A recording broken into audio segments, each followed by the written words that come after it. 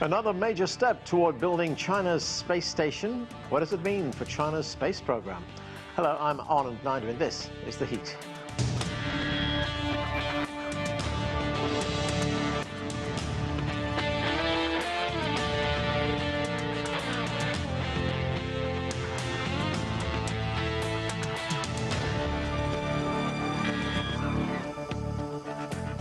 The construction of China's space station received another boost this weekend. The Wentian lab module docked successfully with the Tianhe core module, making the completion of another critical phase. It will be used by taikonauts to conduct scientific experiments. We begin with this report from CGTN's Sun Yi. The Shenzhou 14 crew are the first taikonauts to enter the Wentian Space Lab module.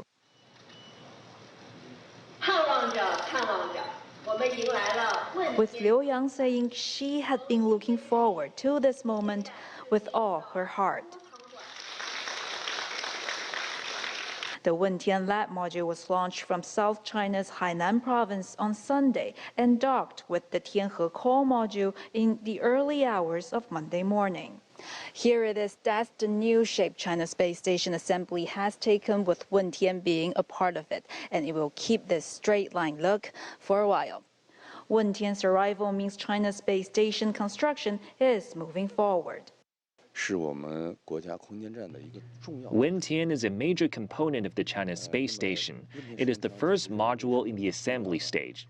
Wentian provides the astronauts more space to live and work and is the full backup to the space station's system and key functions. Part of the space station system has now entered that long-term operation. For the thermal control system we're responsible for, it's now fully operational and the status is normal.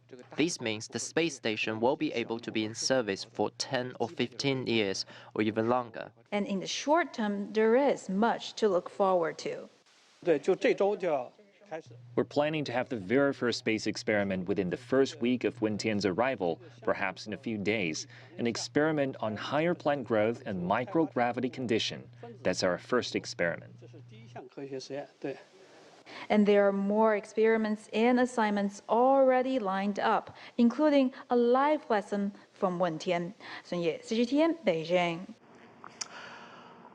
To discuss this and more, let's bring in our guests. Joining us here in Washington, D.C., Amitabha Ghosh is a space scientist who has been working on the NASA Mars missions since 1997. From Reston, Virginia, we are joined by Keith Cowing. He is editor of NASAWatch.com and a former rocket scientist. From Austin, Texas, Wang is the principal analyst and founder of Constellation Research Incorporated. And from Beijing, we're joined by Yuguang. He is a professor from China Aerospace Science and Industry Corporation. Welcome to all of you to the show. Yuguang, let me start with you. So this first module of the Tiangong space station was launched in April. Now we have the Wentian module, which has been launched and in fact docked in space. It's bolted in. So talk to us about how these pieces fit together and the significance of this latest launch.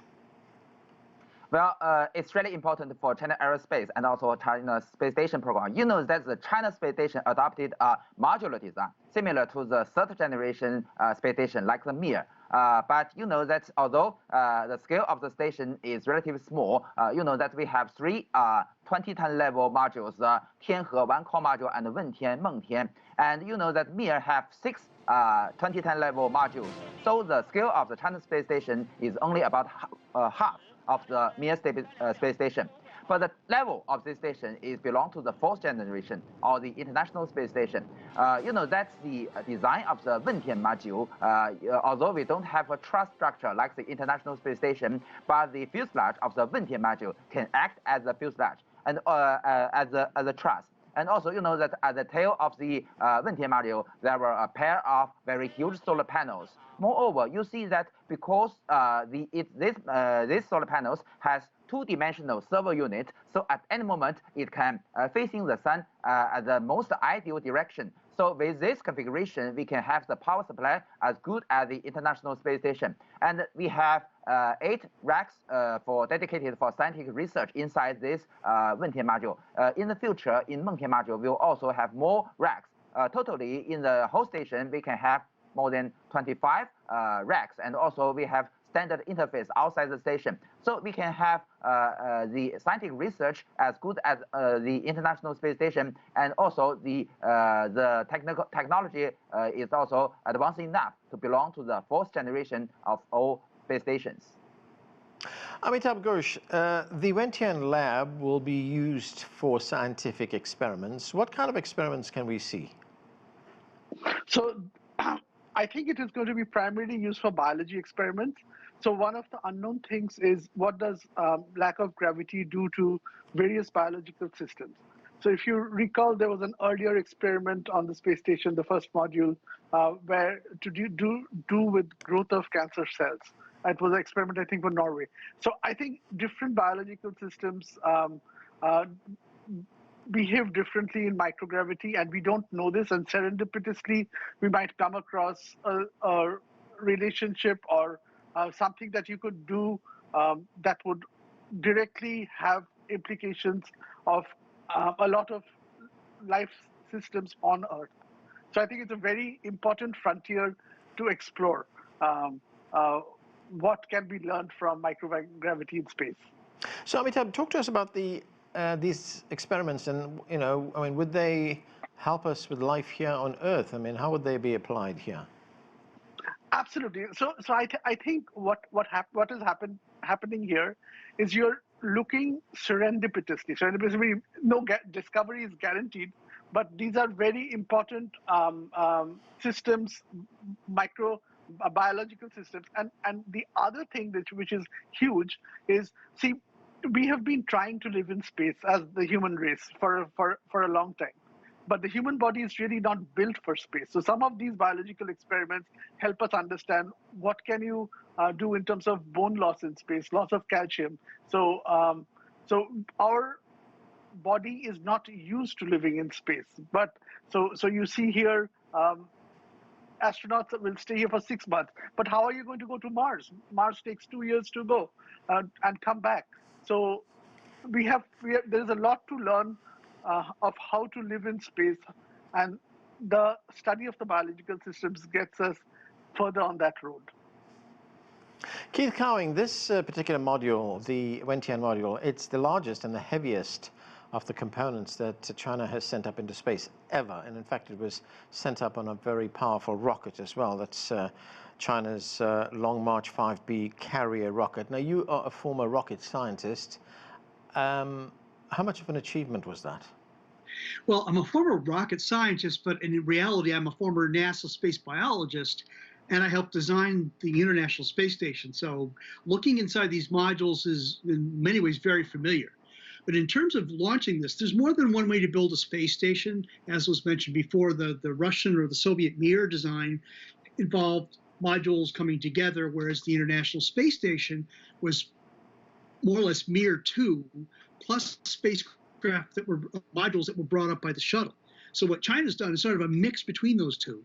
And they refer to our space station as a fourth generation. I would actually say that inside it's probably generation 4.5, because a lot of the hardware in there was built just a couple of years ago. So, Keith, as you said, you also worked on some of the biology experiments at NASA. So what can you tell us about those experiments that are going to be carried out on this module?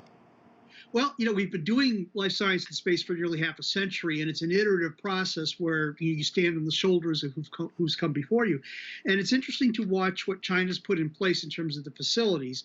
It should be possible, as a matter of fact, some of the people who are going to be doing research on there are from Europe, and they've done research on the International Space Station. So we may see actually the same hardware, or very similar hardware, move between the stations, much like you would see a shipping container go from one country to another.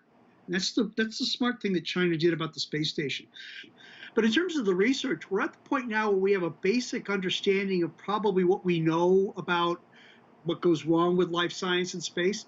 And it's my understanding from China that they're more focused in on the application of some of what's been learned before. So you probably see a lot of genetic studies up there, some cellular studies, cell culture studies, and things like that. Things with possibly a direct applicability to things that we might need here back on Earth. But a lot of it's still going to be basic because we may know some things, but we still don't know many more things. Ray Wang, great to see you. Now, there is still one more module that is needed, to complete this space station, and that is going to be launched in October. So what are your thoughts on this entire project and how it will function once all the modules are in place, once the space station itself is complete? Yeah, from a humanity perspective, it's important, right? As each of the space stations are aging out, you see Mir, you see ISIS, and now you see what's going on here with Tianhe. I mean, this actually gives us the ability to actually continue space experiments, continue understanding zero gravity, take us to the ability to actually do colonization of the moon and beyond to Mars. And it's an important step, especially for humanity, to be able to be up there on a continuous basis. And each generation, as everyone mentioned here, each generation of space station gets smarter, gets more efficient. We learn more, we collect more data, we run more science experiments. I believe there's something like 3,000 experiments that have been conducted by humanity overall. And so I think it's an exciting piece. And so by getting that last piece in, I think we'll now have the ability to actually expand those science experiments outside of other modules and, of course, add to the racks that they're talking about. But there's a lot more going on here, right, in terms of the research and types of experiments that can be done. I mean, we're looking at things like tissue chips in space. We're looking at cancer research. You're looking at the ability to grow new types of materials and lattices. New types of fiber optics are about to be created, right? And people want to know how to do that. And of course, it's the motion of automating the process of getting to space on a consistent basis. That's going to give us the ability to look at mining, space exploration, and of course, that's really where a lot of the money and the future is at.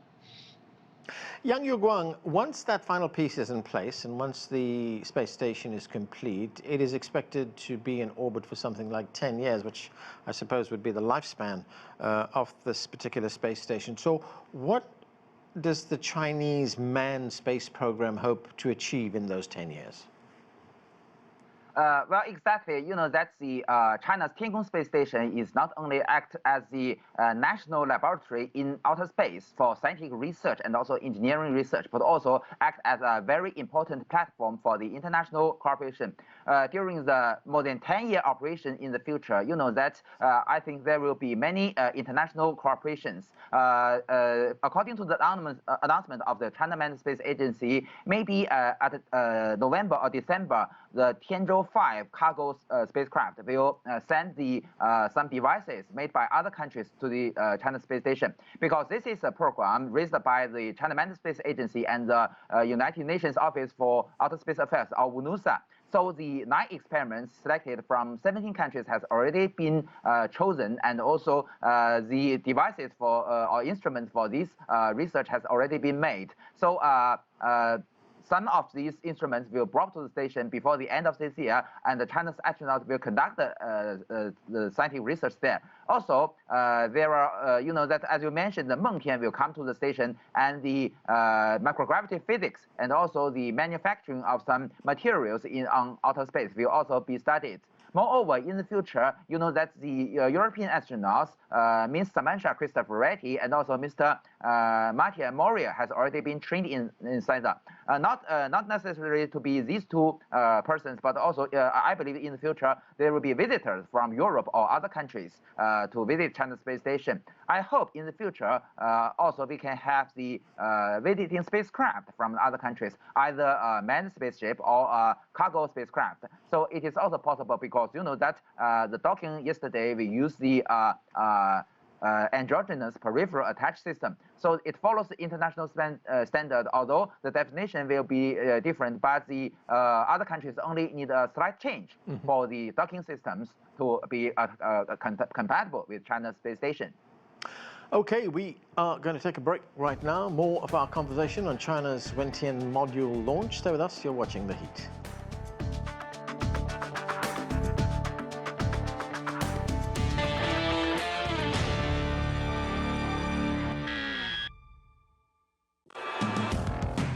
The nature of business is to bring value. Business activities in Europe, Asia, and the US reach consumers globally. Trade, manufacturing, energy, high-tech, real estate, consumption. We give an expanded view on global business and how it covers, influences, or relates to the whole world. Global business. only on CGTN.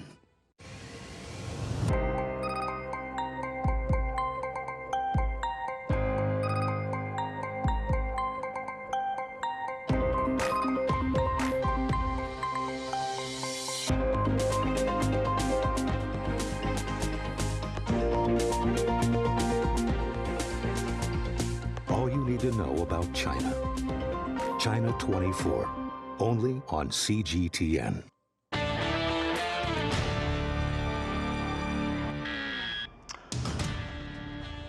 Welcome back to The Heat. We're discussing the latest news on China's successful launch of its Wentian lab module. Let's get back to our panel.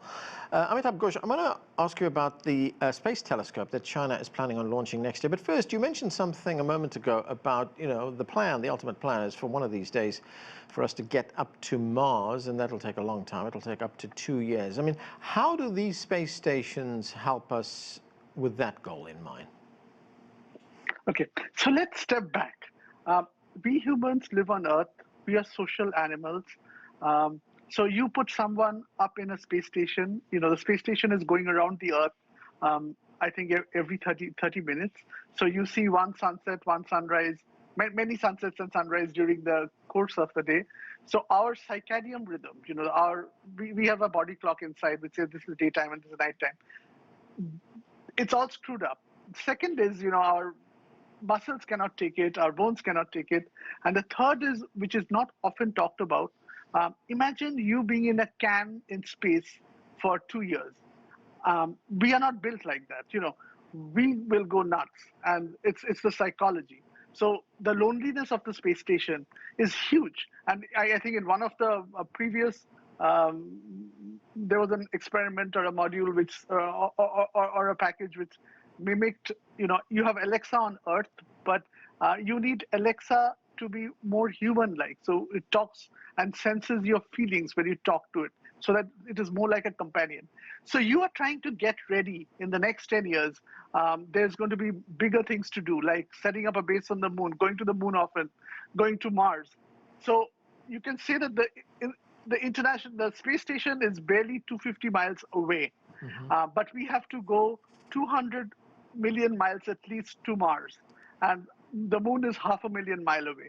So we need a huge preparation to do that. As humans, we are not really equipped to travel these huge distances in space. So this is the place where you go and learn it. And 10 years is a very reasonable time to see, well, what if there's a health emergency when you're headed to Mars? How are you going to deal with it? How are you going to have that backup system in place to see, well, if there's somebody's having a heart attack, how will you deal with it? So this is the platform to learn the space station over this long period of time, which is 10 years. Right. And I want to ask you, Amitabh, very briefly about this space telescope that China is planning on launching next year. That's the Shintayan space telescope. Of course, space telescopes have been in the news a lot recently because we've just been getting those pictures back from the Webb telescope. But what will this telescope be doing for us? Okay, so what is the NASA's right now, the NASA telescope, James Webb, doing it for us? So we are very limited in our ability to travel space. The nearest star is 4 light years away, and that would translate with our slow spacecraft that we have. We'll take 200,000 years or more to get there. And as a human race, we have been around for just 1 million years. So telescopes are the way, and the Chinese telescope will be the same way, to look out into the universe. 2 questions that we need to know. One is there any life out there? There are many, many solar planets like ours, which might have life. The universe has 1 followed by 24 zeros suns like ours. What is the possibility that only our sun had life? Virtually 0. The second thing is, if you look at the universe, and you'll see the further a star is, the faster it is moving away from us. If you extrapolate back in time, you get the Big Bang.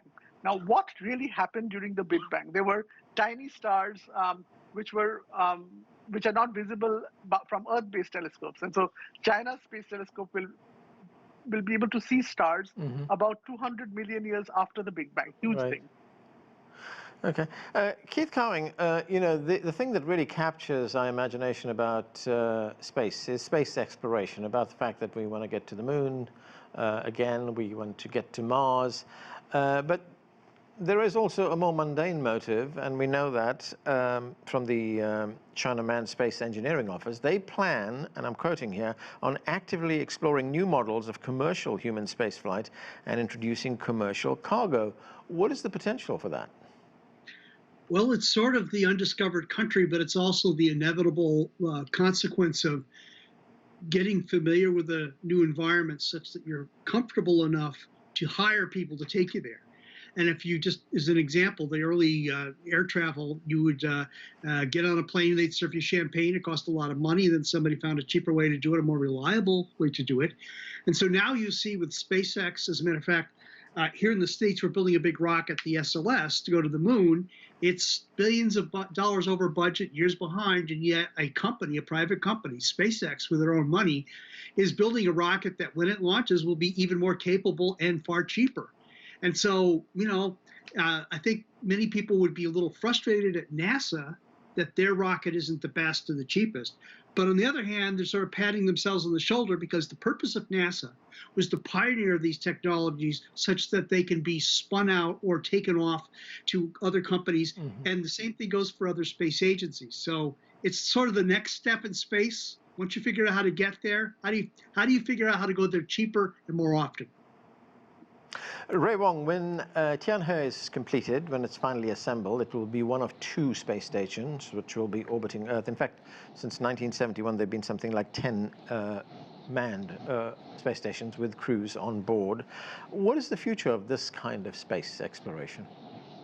Oh, I think this is just the beginning. The space stations are halfway points to the moon, which are halfway points to exploring space and other planets. And so having more space stations up there, as some of the other guests have mentioned, is really important. It's helping us understand what the human body is going to encounter. It's helping us build the automation, robotics, and engineering that's required to have unmanned space flight, to carry cargo, to carry supplies. It's our ability to think about how we actually grow food in space and create sustainable ecosystems. We're going to have to figure out how to do that, and the space stations are going to play a role. I can imagine maybe 50 to 100 space stations up there in the next 50 years that all serve a different purpose. Some are going to be private, as we talked about the privatization of space. Some of them will be government entities, and of course, some of them will also be there maybe to defend Earth from any kind of extraterrestrial objects.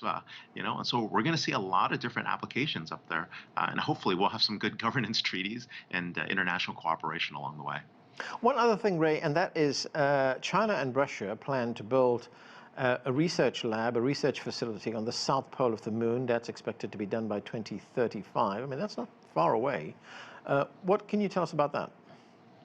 I would say that that's one of the efforts where we're going to see colonization of the moon along the way, to just get a better, one, for a couple of reasons. One, for telecommunications, to be able to handle space communications. 2, to be able to have a better understanding of what happens when you get to interspace communications. And then, of course, it's going to be a continuation of cooperation as we see different battle lines actually emerge between G7 and BRICS along the way. And I think we're seeing part of that. But that cooperation will continue. We'll see other countries jump in as well.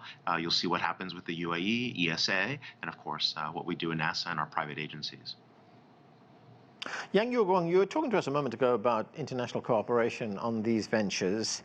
I mean, we did see international cooperation on the ISS, but politics has got in the way of this, especially when it comes to cooperation between China and the United States. Do you think that's going to change? Well, that depends on the U.S. side. You know that in the former administration of U.S., actually speaking, in the Obama administration, although there are restrictions to forbid China to cooperate with China, but the NASA is willing to cooperate with China, although it is not possible at that moment. But in the future, it depends on the registrations from the U.S. Congress. On the China side, we are always welcome the U.S. to cooperate with us. Moreover, in the future, although you know that at current stage, it is maybe very difficult for the cooperation on governmental level, but the commercial, as we have already discussed, the commercial cooperation is still continuing. So purely commercial cooperation is quite possible at current stage, I think.